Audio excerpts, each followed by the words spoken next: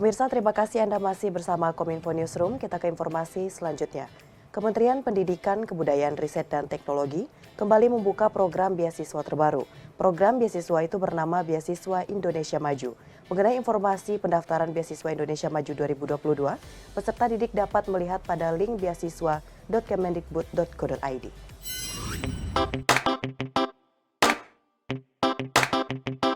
Kementerian Pendidikan, Kebudayaan, Riset, dan Teknologi meluncurkan Beasiswa Indonesia Maju tahun 2022.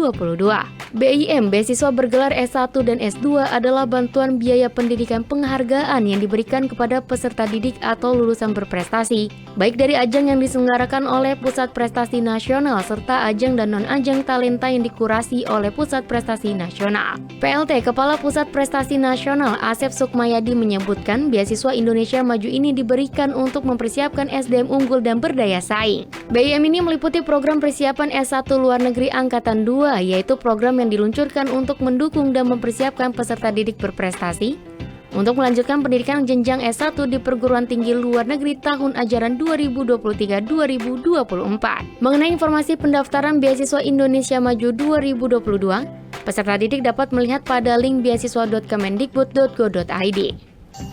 Beasiswa Indonesia Maju sendiri ini adalah beasiswa yang diberikan kepada peserta didik yang berprestasi pada bidang akademik dan non-akademik sebagai bagian dari manajemen talenta nasional untuk mempersiapkan SDM unggul dan berdaya saing.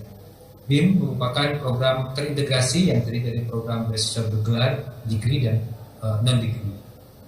Program beasiswa bergelar jenjang S1 dan S2 dilaksanakan oleh Pusat Pelayanan Pembiayaan Pendidikan, sedangkan program beasiswa non-gelar yaitu program persiapan S1 luar negeri dilaksanakan oleh Pusat Prestasi Nasional.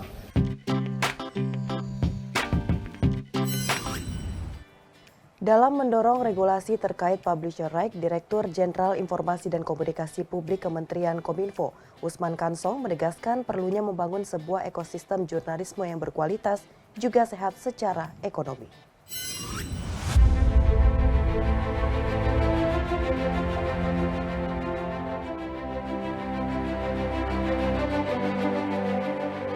Kementerian Komunikasi dan Informatika terus mendorong regulasi terkait publisher right yang saat ini menunjukkan bahwa hak cipta jurnalisme yang dimiliki oleh setiap orang mampu menguntungkan bagi pihak lain. Direktur Jenderal Informasi dan Komunikasi Publik Kementerian Kominfo Usman Kansong dalam seminar bersama KPI Pusat menegaskan bahwa untuk mengoreksi monopoli platform digital harus didukung dari berbagai pihak untuk mendapatkan perlindungan payung hukum seperti publisher right, serta untuk membangun sebuah ekosistem jurnalisme yang berkualitas juga sehat secara ekonomi.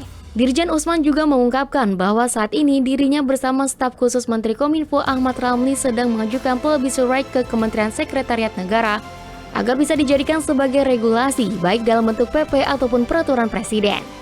Kita ingin mengubah yang sifatnya inisiatif menjadi mandatori gitu. Ya, mandatori. Dan semua itu tujuannya adalah membentuk ekosistem.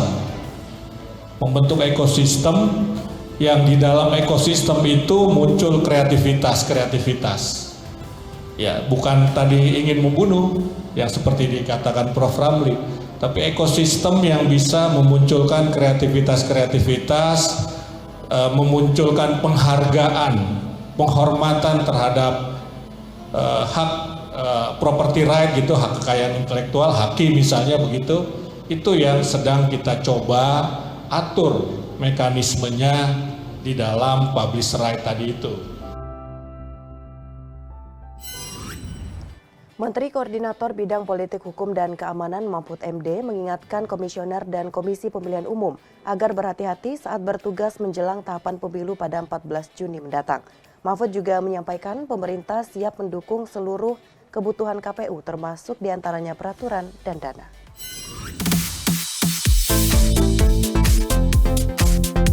Menteri Koordinator Bidang Politik, Hukum, dan Keamanan Republik Indonesia Mahfud MD mengingatkan komisioner dan pegawai Komisi Pemilihan Umum agar berhati-hati saat bertugas karena lembaga tersebut rentan digugat oleh peserta pemilu.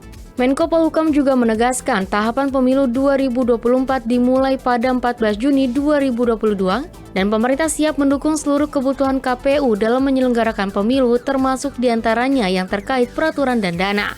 Apapun yang Anda lakukan pasti ada yang menggugat. Sebab itu saya katakan KPU harus bekerja dengan bertanggung jawab. Dan tadi memang itu yang sudah direncanakan oleh teman-teman di KPU. Dan insya Allah itu untuk pemilu yang akan datang berjalan baik dan lancar. Dalam kesempatan yang sama, Ketua KPU Hasyim Asyari menyampaikan pihaknya menemui Mahfud untuk berkonsultasi dan bersilaturahmi.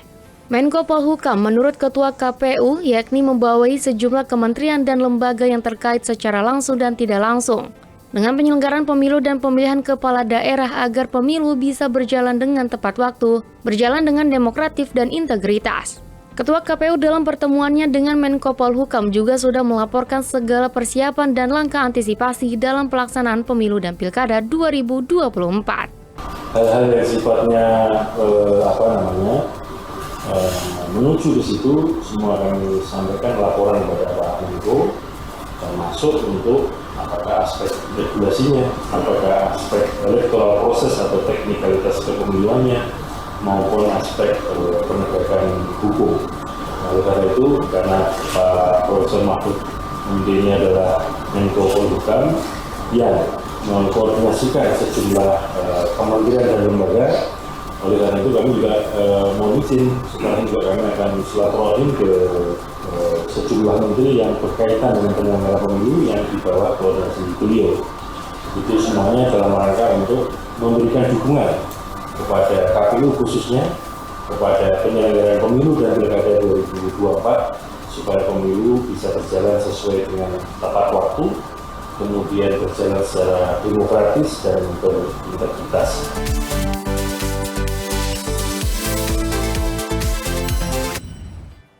Menteri Keuangan Sri Mulyani menekankan pentingnya edukasi masyarakat dalam literasi keuangan digital menjelang KTT G20 di Bali pada 15 sampai dengan 16 November 2022 mendatang.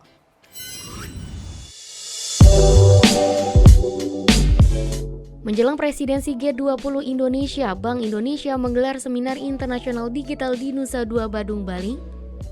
Dalam acara tersebut, Menteri Keuangan Sri Mulyani Indrawati menekankan bahwa pentingnya edukasi masyarakat terkait literasi digital terutama bagi perempuan dan kaum muda di Indonesia. Dalam kesempatan yang sama, Menko juga menyampaikan bahwa selama ini perempuan serta para kaum muda masih cenderung terkendala masalah jaminan pembiayaan.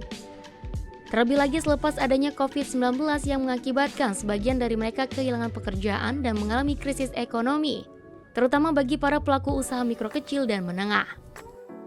Dalam agenda digitalisasi inklusi keuangan G20, Menteri Keuangan memfokuskan permasalahan perempuan dan kaum muda seperti perawatan kesehatan yang terjangkau dan berkualitas, tabungan yang memadai serta kemudahan mengakses sistem kredit untuk menghadapi krisis ekonomi.